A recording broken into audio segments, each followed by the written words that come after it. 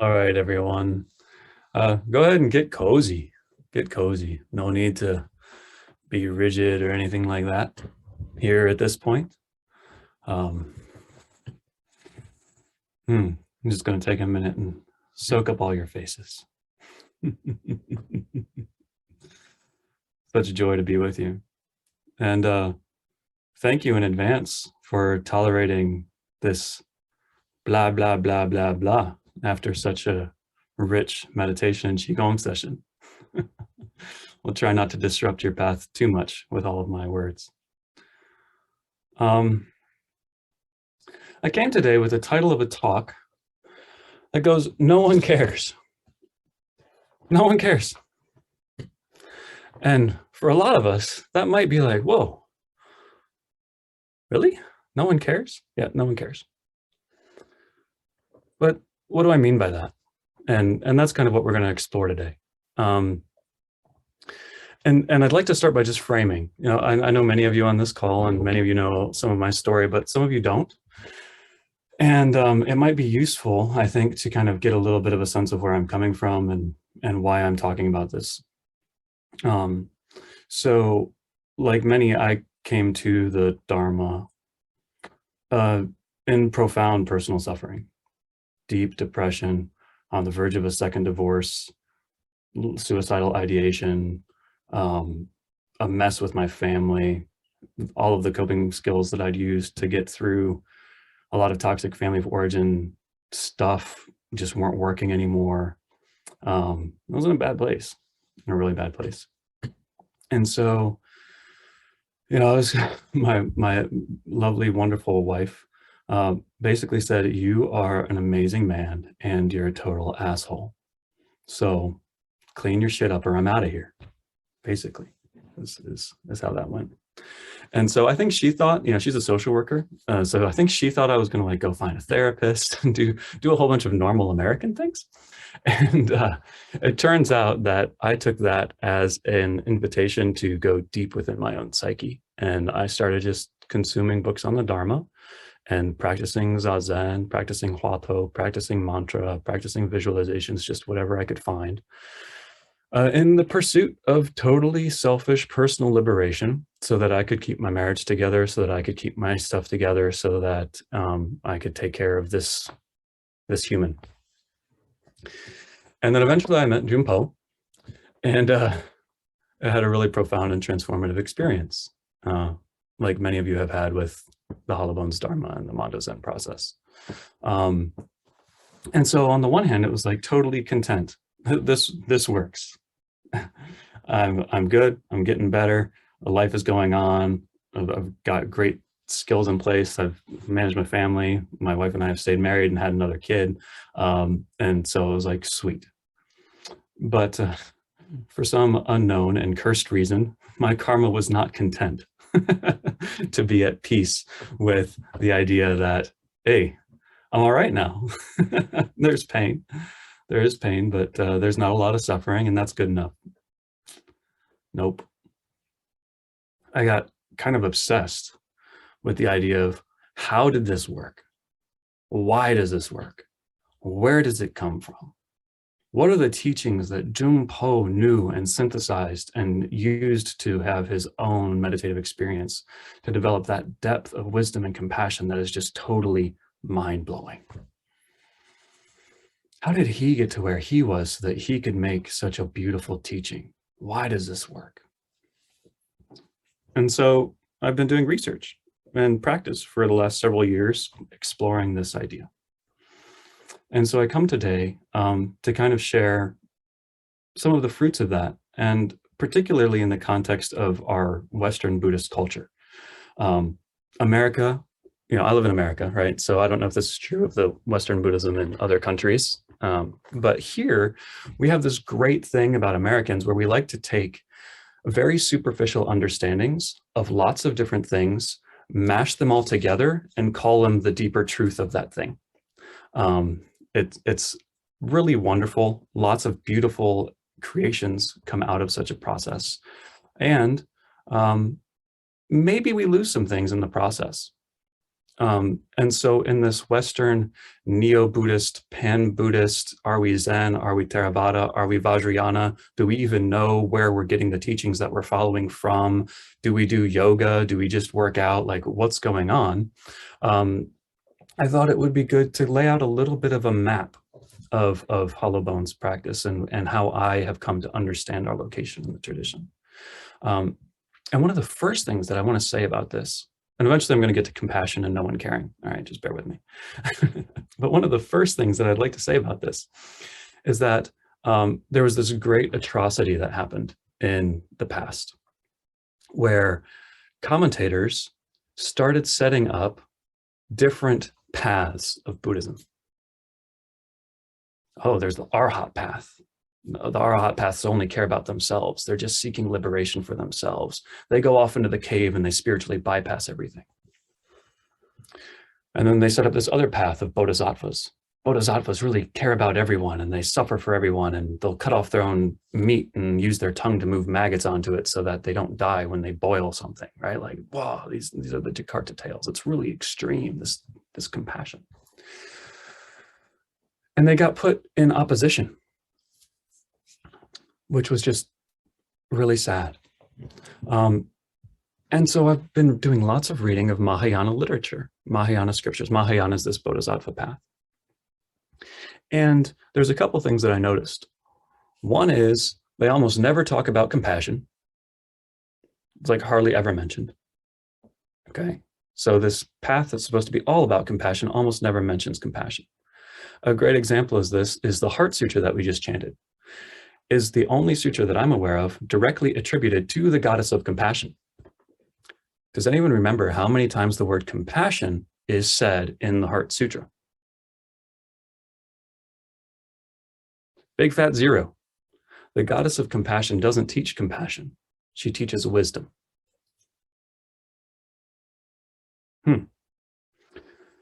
Who was she teaching? Was she teaching a layperson? Was she teaching somebody new to the path? No, she was teaching Shariputra.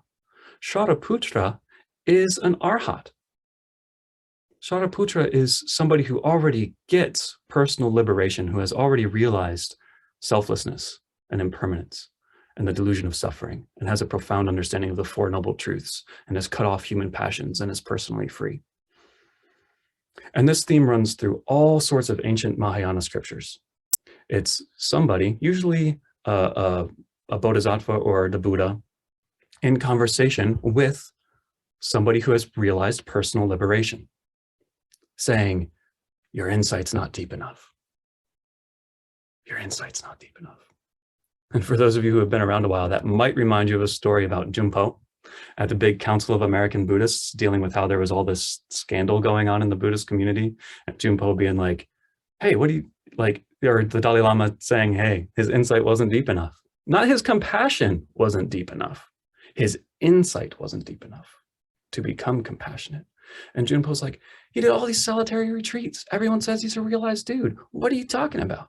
And the Dalai Lama says, your insight isn't deep enough. Again, insight leading to compassion. People who have realized personal liberation are being told their insight isn't deep enough to talk about the compassion of this particular vehicle, this particular Mahayana. And so when we restructure the arc of practice this way, it's, stream enterer, 7 times returner, once returner, arhat, and then we have a path, we have a choice. We can just keep going into personal liberation, or you can come back and you can use that truth to be in the world, but not of the world, in the world, but not of the world. Okay, which means that when you're coming back in, there is a no one. No one's here. So if you're an arhat, you've realized selflessness. You no longer have a relative identity. You no longer cling to the idea that I am a real person. You have seen through the process of selfing, know it as a divine figment of imagination. Okay. So any of us who are thinking that I'm a bodhisattva, I'm going around doing all of these really compassionate things, that's not quite the heart of our teaching. It's not that I am compassionate. It's that compassion is innate within the human psyche when we've attained the clarity of insight of selflessness. When we've become no one, we care about everything. Not because I care about you, but because this life is so precious. So precious. Each of you are precious. We are all reflections of each other. This Sangha, this community, this practice, our brothers and sisters, our parents, our partners, our dogs, our cats, the stones we walk on, the earth, the grass, the trees, this life is so precious. We care, not because I care about you, but because life cares about life. Because light shines on everything without discrimination. And so in this unity, we find this caring, but that again is not quite enough. Not quite enough. Why is that? Well, it's because ultimately, like when I take a shower, you don't get clean. We are fundamentally distinct. There is distinction within this unity.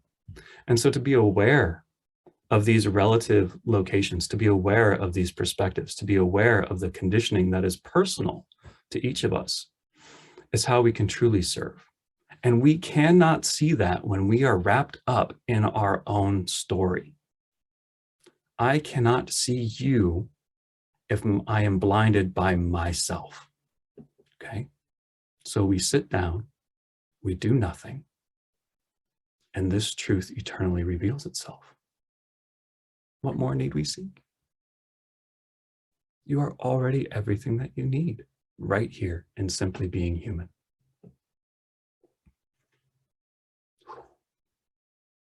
You are already everything you need right here in simply being human.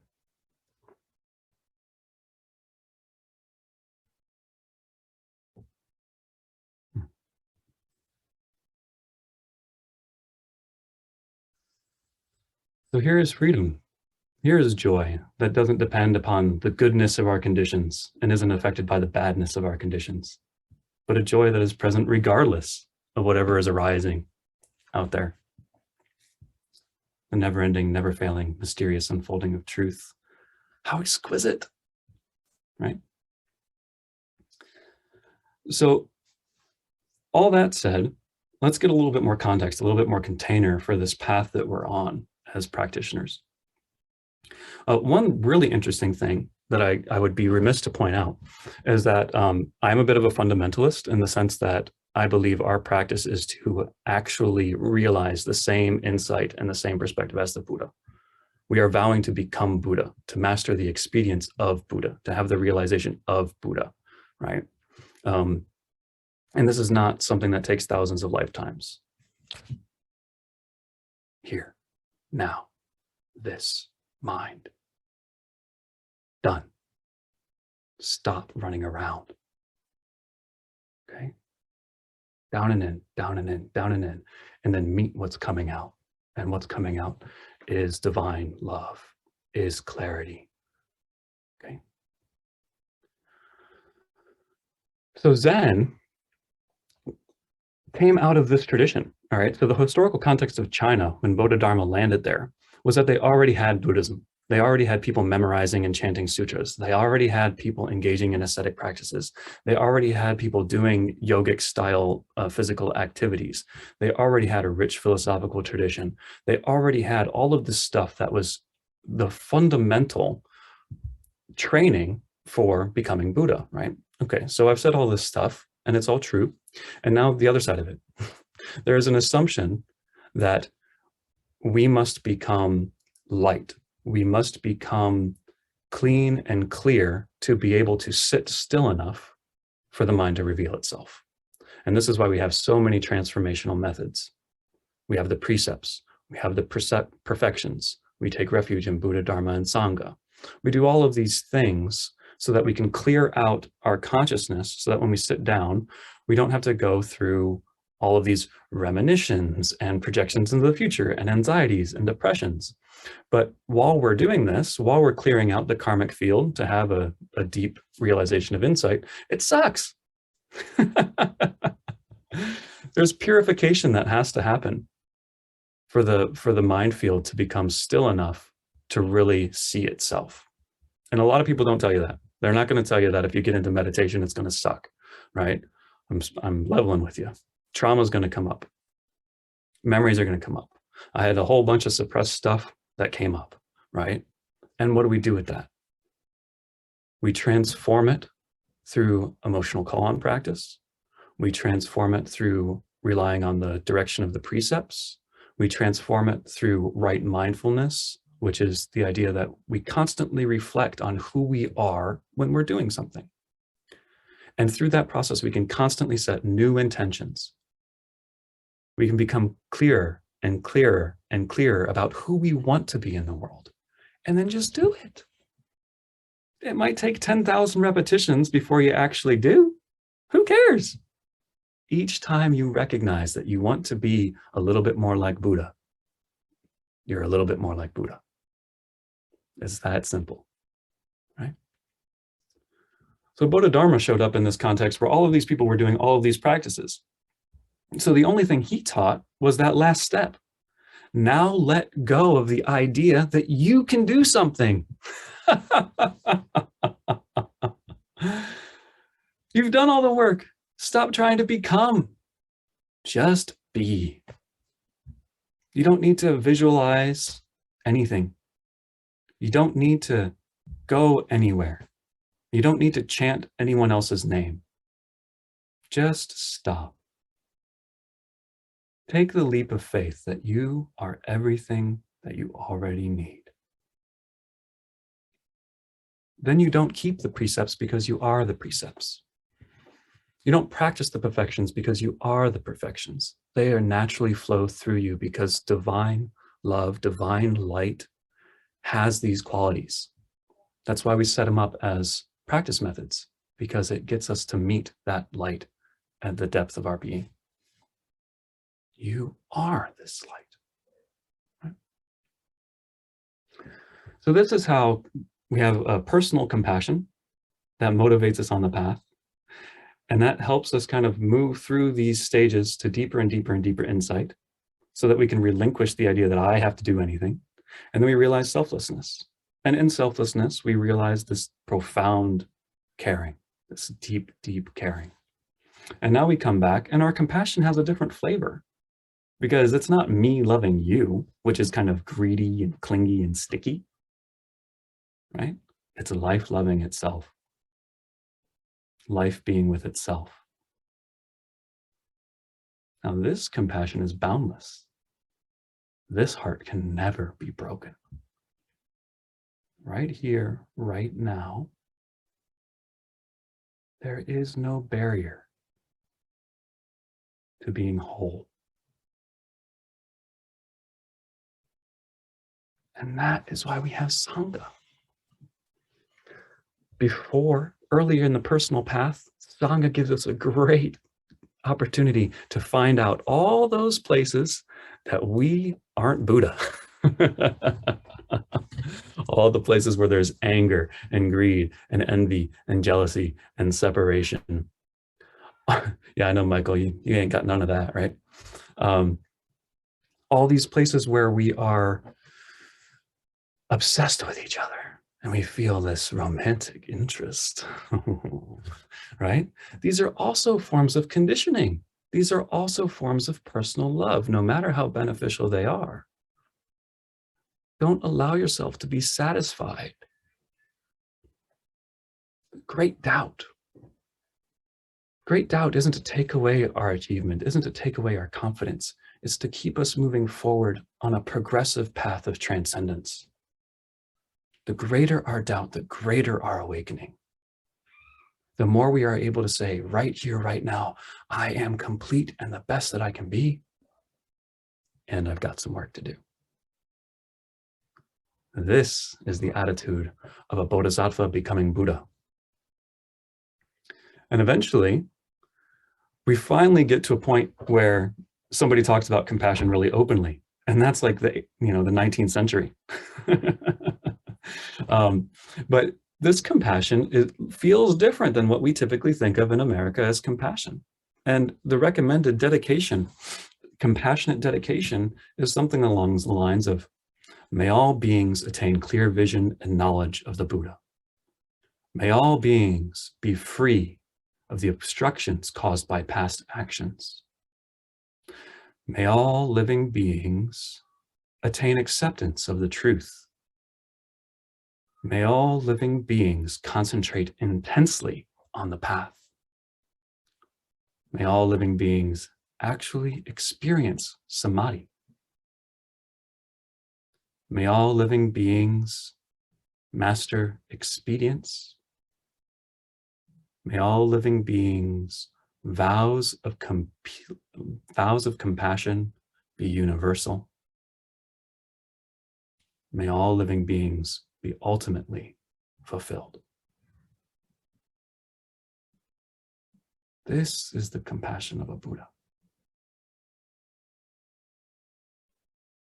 True freedom and joy for all of life.